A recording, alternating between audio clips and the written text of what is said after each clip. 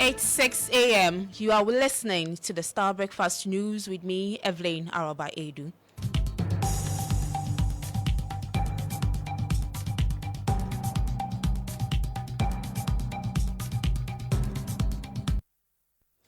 Coming up, the Electoral Commission directs district officers to switch to offline mode for registration from today to address network challenges bedeviling the ongoing limited voter registration exercise.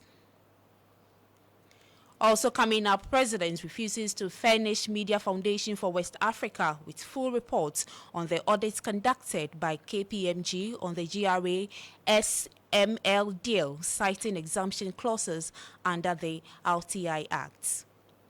And later in the bulletin, proponents of anti-LGBTQI plus bill laud televised proceedings at the Supreme Court, but expresses concern over delay which may drag the case. Details in a jiffy. Star News is coming to you live on Ultimate 106.9 FM in Kumasi, Empire 102.7 FM in Takrady, Zeps 95.9 FM in Zebila, Nissim 100.1 FM in Lamshao, My Star Radio in the USA.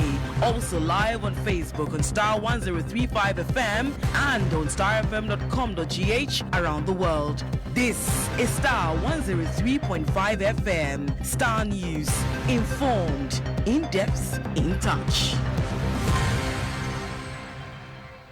In details, the Electoral Commission says its district officers will from today switch to offline registration.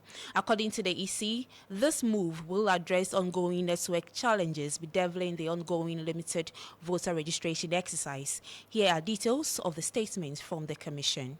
The Commission wishes to inform all its stakeholders and the general public that some challenges were experienced with the network affecting the online mode of registration. The Commission has directed its district offices to switch to the offline mode of registration beginning today, 9th of May 2024. The Commission apologizes for the delays experienced in the afternoon. The Commission assures its stakeholders that should there be a backlog of voters at the end of the 21-day process, the registration exercise will be extended beyond the 27th of May 2024 deadline. Meanwhile, Cordeo has welcomed the decision by the EC as it assesses day 2 of the exercise. Guilford Isiama is team lead at Cordeo Secretariat with the responsibility for elections, anti-corruption and rule of law. We also observed that at almost 9 in 10 of the registration centers, we had the presence of uniformed security personnel monitoring the registration process. We also recorded incidents which came up yesterday, but it appeared the situation was better today. So we had reports across the country of network challenges which led to suspension of the registration process. But from the report that we are getting from our observers today, the Electoral Commission has decided to do day 3 of some specific hard-to-reach areas that they think that the 2 days was not enough for people to register, which is great and welcoming.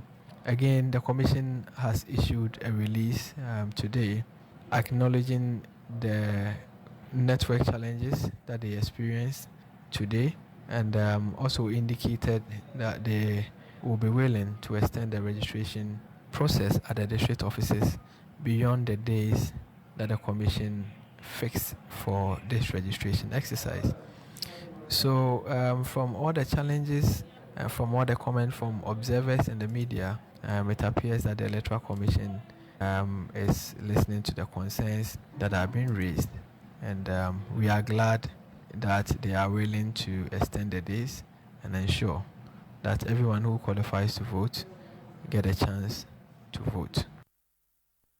Gilfred Esiama is team lead at Kodeyo Secretariat with a responsibility for elections. Now, away from that, President Nadu Dankwa Akufo-Addo says he will not be able to make public the full audits conducted by KPMG into the controversial GRA-SML revenue assurance deal. This was contained in a response to the Media Foundation for West Africa's request under the Rights to Information regime, requesting the full audit report.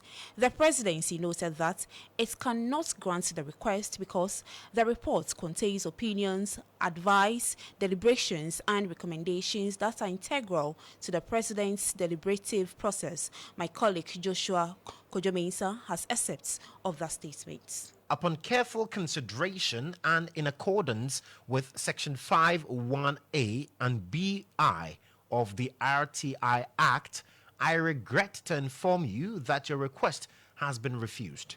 Section 51A and BI states that information prepared for or submitted to the President or Vice President containing opinions, advice, deliberations, recommendations, minutes, or consultations is exempt from disclosure, and that disclosure of such information would compromise the integrity of the deliberative process by revealing the thought process, considerations, and influence on decision making reserved for the highest officers of the land.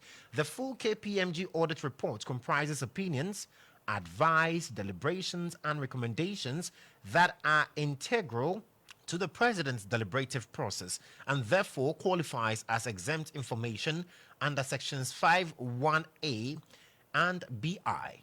Understanding the public interest in the GRA-SML contract, the President has published the principal findings and recommendations of the KPMG report in a detailed press statement issued by the Office of the President on the 24th day of April 2024. Thus, the public remains informed while respecting the statutory restrictions on specific disclosures. Please accept the President's best wishes.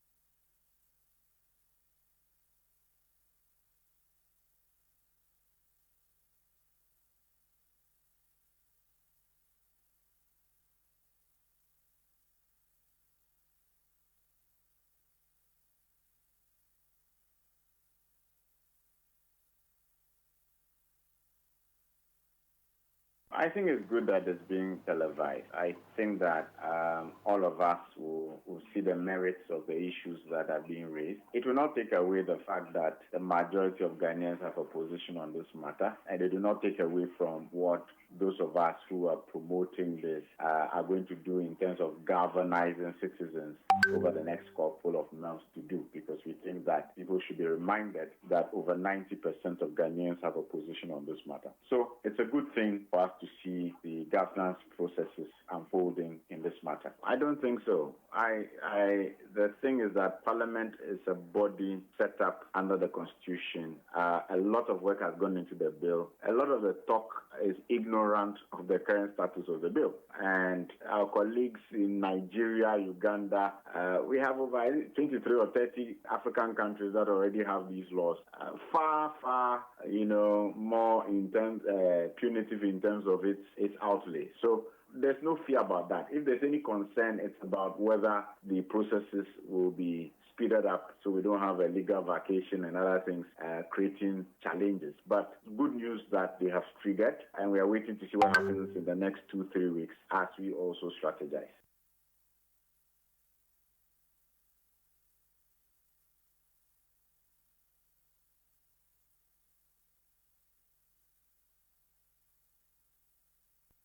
believing it to be a cash cow for many economies.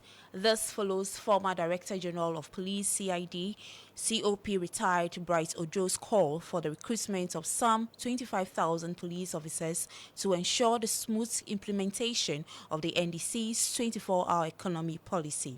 Speaking to Starr News, Dr. Bonar emphasized the importance of the next administration leveraging the service's potential.